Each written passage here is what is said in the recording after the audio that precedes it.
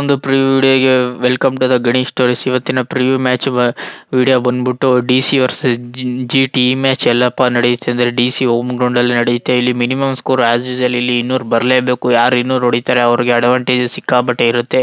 200 ಮೇಲೆ ಹೊಡೆದ್ರೆ ಒಂದು ಸೈಡ್ ಆಗೋ ಚಾನ್ಸಸ್ ಸಿಕ್ಕಾಬಟ್ಟೆ ಇದೆ.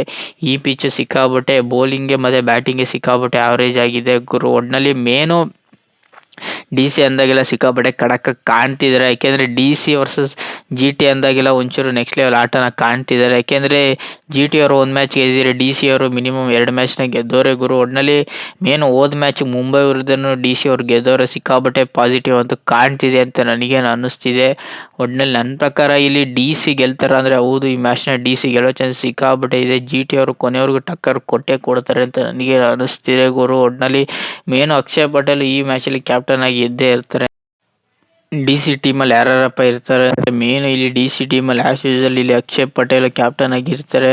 ಒಟ್ಟಿನಲ್ಲಿ ಮೇನು ಡಿ ಸಿ ಟೀಮವರು ತುಂಬ ಚೆನ್ನಾಗಿ ಕಾಣ್ತಿದ್ದಾರೆ ಅಂತ ನನಗೇನು ಅನ್ನಿಸ್ತಿದೆ. ಮೇನು ಇಲ್ಲಿ ರಾಹುಲ್ ಅವರು ಕ್ಯಾಪ್ಟನ್ ಆಗಿರಲ್ಲ, ಇಲ್ಲಿ ಯಾರು ಅಕ್ಷಯ್ ಪಟೇಲ್ ಕ್ಯಾಪ್ಟನ್ ಆಗಿರ್ತಾರೆ. ರಾಹುಲ್ ಅವರು ಓಪನಿಂಗ್ ಸ್ಟಾರ್ಟ್ ಮಾಡ್ತಾರೆ, ನಿತೀಶ್ ಕುಮಾರ್ ರೆಡ್ಡಿ ಇರ್ತಾರೆ. ಒಟ್ಟಿನಲ್ಲಿ ಮೇನ್ ಬೌಲಿಂಗ್ ವಿಚಾರದಲ್ಲಿ ಮೊಹಮ್ಮದ್ ಸಿರಾಜನ್ನ ತೊಗೊಂಡು ಬಂದೇ ಬರ್ತಾರೆ. ನಟರಾಜನ್ ಇರ್ತಾರೆ, ಮುಖೇಶ್ ಇರ್ತಾರೆ. ಒಟ್ಟಿನಲ್ಲಿ ಬೌಲಿಂಗ್ ವಿಚಾರದಲ್ಲಿ ಕುಲ್ದೀಪ್ ಇರ್ತಾರೆ ಗುರು. ಒಟ್ಟಿನಲ್ಲಿ ಮಿಲ್ಲರು ಒಂಚೂರು ತುಂಬ ಚೆನ್ನಾಗಿ ಕಾಣ್ತಿದೆ. ಈ ಟೀಮು ಒಟ್ಟಿನಲ್ಲಿ ನೆಕ್ಸ್ಟ್ ಲೆವೆಲ್ ಆಟನ ಆಡ್ತಾರೆ ಅನ್ನಿಸ್ತಿದೆ. ಒಟ್ಟಿನಲ್ಲಿ ರಾಹುಲ್ ಅವರು ಲಾಸ್ಟ್ವರೆಗೂ ಮ್ಯಾಚ್ನ ತಗೊಂಡೋಗೋ ಚಾನ್ಸಸ್ ಸಿಕ್ಕಾಪಟ್ಟೆ ಇದ್ದೇ ಇರುತ್ತೆ ಅಂತ ನನಗೇನು ಅನ್ನಿಸ್ತಿದೆ. ಒಟ್ಟಿನಲ್ಲಿ ಮಿಲ್ಲರ್ ಆಗಲಿ ತುಂಬ ಚೆನ್ನಾಗಿ ಕಾಣ್ತಿದ್ದಾರೆ ಅಂತ ನನಗೇನು ಅನ್ನಿಸ್ತಿದೆ. ಮೇನ್ ನಿತೀಶ್ ಕುಮಾರ್ ರೆಡ್ಡಿ ತುಂಬ ಚೆನ್ನಾಗಿ ಬ್ಯಾಟಿಂಗ್ ವಿಚಾರದಲ್ಲಿ ನೆಕ್ಸ್ಟ್ ಲೆವೆಲ್ ಆಟನ ಆಡ್ತಾರೆ ಅಂತ ನನಗೇನು ಅನ್ನಿಸ್ತಿದೆ. ಬೌಲಿಂಗ್ ವಿಚಾರದಲ್ಲಿ ಒಂಚೂರು ಡಲ್ ಕಾಣೋದು. ಇಲ್ಲಿ ಲುಂಗಿ ಅಂಗಡಿ ಸಿಕ್ಕಾಬಟ್ಟೆ ರನ್ನ ಹೊಡೆಸ್ಕೊಂಡ್ರು ಇವರು ವಿಕೆಟ್ನ ತೆಗಿತಾರೆ. ಅದೊಂಚೂರು ಡಿಸ್ಅಡ್ವಾಂಟೇಜ್ ಅಂತ ನನಗೇನೋ ಕಾಣಿಸ್ತಿದೆ. ಒಟ್ಟಿನಲ್ಲಿ ಮುಖೇಶ್ ಅವರು ತುಂಬ ಚೆನ್ನಾಗಿ ಓವರ್ನ ಮಾಡ್ತಾರೆ ಗುರು.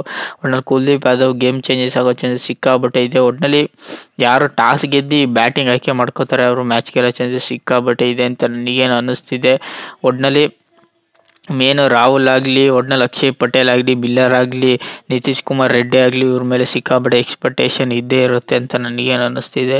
ಒಟ್ಟಿನಲ್ಲಿ ಇವರು ಬೌಲಿಂಗ್ ವಿಚಾರದಲ್ಲಿ ತುಂಬ ಚೆನ್ನಾಗಿ ಕಾಣ್ತಿದ್ದಾರೆ ಅಂತ ನನಗೇನು ಅನ್ನಿಸ್ತಿದೆ. ಯಾಕೆಂದರೆ ಬೌಲಿಂಗ್ ವಿಚಾರದಲ್ಲಿ ಇವರು ಜಮರ್ ಆಗಲಿ, ಒಟ್ಟಿನಲ್ಲಿ ಮುಖೇಶ್ ಆಗಲಿ, ಕುಲ್ದೀಪ್ ಯಾದವ್ ಆಗಲಿ, ಅಕ್ಷಯ್ ಪಟೇಲು ಬೇಕಾದಾಗ ಕ್ರೂಷಿಯಲ್ ವಿಕೆಟ್ಗಳನ್ನ ತಗೋತಾರೆ.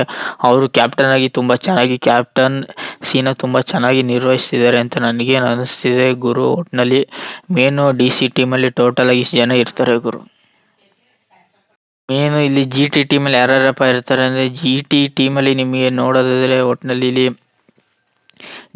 ಜಿ ಟಿ ಟೀಮಲ್ಲಿ ಇಲ್ಲಿ ಕ್ಯಾಪ್ಟನ್ ಆಗಿ ಆ್ಯಸ್ ಯೂಸಲ್ ಇಲ್ಲಿ ಯಾರನ್ನ ತೊಗೊಂಡೋಗ್ತಿದ್ದಾರೆ ಅಂದರೆ ಇಲ್ಲಿ ರಶೀದ್ ಖಾನ್ನ ಕ್ಯಾಪ್ಟನ್ ಆಗಿ ತೊಗೊಂಡೋಗ್ತಿದ್ದಾರೆ. ಇಲ್ಲಿ ಶುಭ್ಮನ್ ಗಿಲ್ಗೆ ಕ್ಯಾಪ್ಟನ್ಸಿನ ಕೊಡ್ತಿಲ್ಲ ಇವರು. ಒಟ್ಟಿನಲ್ಲಿ ಮೇನು ಇಲ್ಲಿ ಮೊಹಮ್ಮದ್ ಸಿರಾಜ್ ಬೌಲಿಂಗ್ ವಿಚಾರದಲ್ಲಿ ತುಂಬ ಚೆನ್ನಾಗಿ ಕಾಣ್ತಿದ್ದಾರೆ.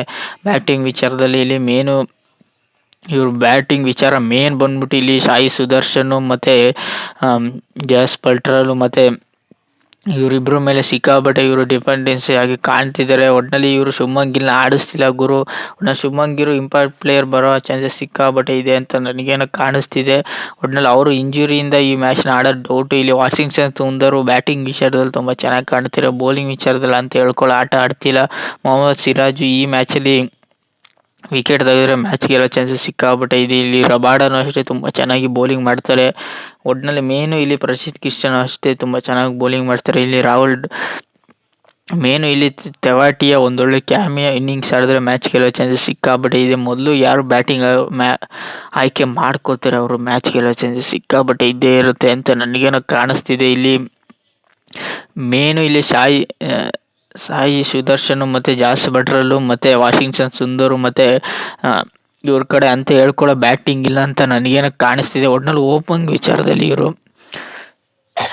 ಕುಮಾರ್ ಆಗಲಿ ಒಟ್ಟಿನಲ್ಲಿ ಅಂತ ಹೇಳ್ಕೊಳ್ಳೋ ಆಟ ಇಲ್ಲ. ಅದರಿಂದನೇ ಇವರು ಮ್ಯಾಚು ಗೆಲ್ಲೋ ಚಾನ್ಸಸ್ ಸಿಕ್ಕಾಪಟ್ಟೆ ಕಷ್ಟ ಅಂತ ನನಗೇನೋ ಕಾಣಿಸ್ತಿದೆ ಗುರು. ಒಟ್ಟಿನಲ್ಲಿ ಮೇನು ಈ ಮ್ಯಾಚ್ನ ಒಟ್ಟಿನಲ್ಲಿ ಜಿ ಟಿ ಅವರು ಗೆಲ್ಲೋ ಚಾನ್ಸಸ್ ಸಿಕ್ಕಾಪಟ್ಟೆ ಕಷ್ಟ ಅಂತ ನನಗೇನೋ ಕಾಣಿಸ್ತಿದೆ.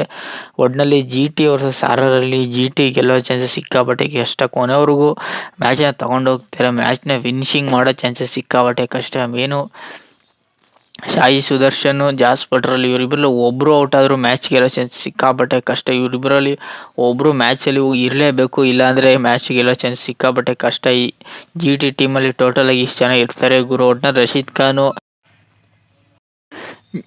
G T versus R R head start ನೋಡೋದಾದರೆ ಇವರು ಟೋಟಲ್ ಆಗಿ ಆಡಿರೋದು ನೋಡಿದ್ರೆ 7 ಮ್ಯಾಚಲ್ಲಿ ಜಿ ಟಿ ಅವರು 4 ಮ್ಯಾಚ್ನ ಗೆದ್ದವ್ರೆ, ಡಿ ಸಿ ಅವರು 3 ಮ್ಯಾಚ್ನ ಗೆದ್ದವ್ರೆ. ಇಲ್ಲಿ ಏನು ಮ್ಯಾಟ್ರ್ ಆಗಲ್ಲ ಅನ್ಬೋದು. ಹೈ ಸ್ಕೋರ್ ನೋಡೋದಾದರೆ ಹೈ ಸ್ಕೋರ್ ವಿಚಾರದಲ್ಲಿ ಮಿನಿಮಮ್ 220 ರನ್ನ ಜಿ ಟಿ ಅವ್ರು ಹೊಡೆದಿದ್ರೆ 234 ರನ್ನ ಡಿ ಸಿ ಅವರು ಹೊಡ್ತಾರೆ. ಲೋ ಸ್ಕೋರ್ ವಿಚಾರದಲ್ಲಿ 89 ರನ್ನ ಹೊಡೆದವ್ರೆ ಜಿ ಟಿ ಅವರು. ಲೋ ಸ್ಕೋರ್ ವಿಚಾರದಲ್ಲಿ ಡಿ ಸಿ ಅವರು ಸಿಕ್ಕಾಪಟ್ಟೆ ತುಂಬ ಚೆನ್ನಾಗಿ ಹೊಡೆದಿದ್ರೆ ಮಿನಿಮಮ್ 158 ರನ್ನ ಹೊಡೆದವ್ರೆ.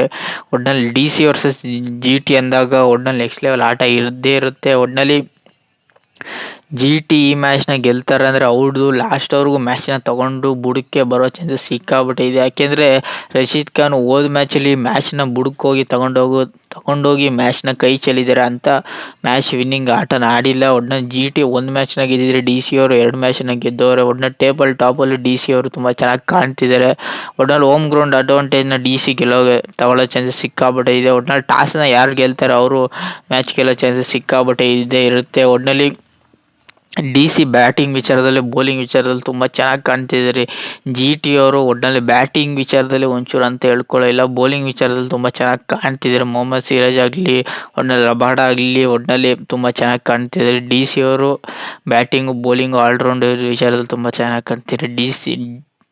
ಜಿ ಟಿ ಅವರು ಅಂತ ಹೇಳ್ಕೊಳ್ಳೋ ಟೀಮ್ ಇಲ್ಲ. ಅದರಿಂದಲೇ ಒಟ್ನಲ್ಲಿ ಡಿ ಸಿ ವರ್ಸಸ್ ಜಿ ಟಿಲಿ ಒಟ್ನಲ್ಲಿ ಈ ಮ್ಯಾಚಿನ ಡಿ ಸಿ ಗೆಲ್ತಾರೆ ಅಂತ ನನಗೇನು ಅನ್ನಿಸ್ತಿದೆ. ಕೊನೆಯವರು ಕಾಂಪಿಟೇಷನ್ನ ಜಿ ಟಿ ಅವರು ಕೊಟ್ಟೇ ಕೊಡ್ತಾರೆ ಗುರು. ಒಟ್ನಲ್ಲಿ ಮಿನಿಮಮ್ 200 ಸ್ಕೋರ್ ಮಾಡಿದ್ರೆ ಡಿ ಸಿ ಅವರು ಗೆಲ್ಲೋ ಚಾನ್ಸಸ್ ಸಿಕ್ಕಾಪಟ್ಟೆ ಇರುತ್ತೆ. ಏನಾದ್ರು 200 ಸ್ಕೋರ್ ಮಾಡಲಿಲ್ಲ ಅಂದರೆ ಒಟ್ನಲ್ಲಿ ಜಿ ಟಿ ಗೆಲ್ಲೋ ಚಾನ್ಸಸ್ ಸಿಕ್ಕಾಪಟ್ಟೆ ಇದ್ದೇ ಇರುತ್ತೆ ಗುರು. ಒಟ್ನಲ್ಲಿ ಈ ಡಿ ಸಿ ವರ್ಸಸ್ ಜಿ ಟಿಲಿ ಡಿ ಸಿ ಗೆಲ್ತಾರೆ. ಒಟ್ನಲ್ಲಿ ಜಿ ಟಿ ಅವರು ಕೊನೆವರೆಗೂ ಬಿಟ್ಕೊಡೋದಿಲ್ಲ ಅಂತ ನನಗೇನು ಅನ್ನಿಸ್ತಿದೆ.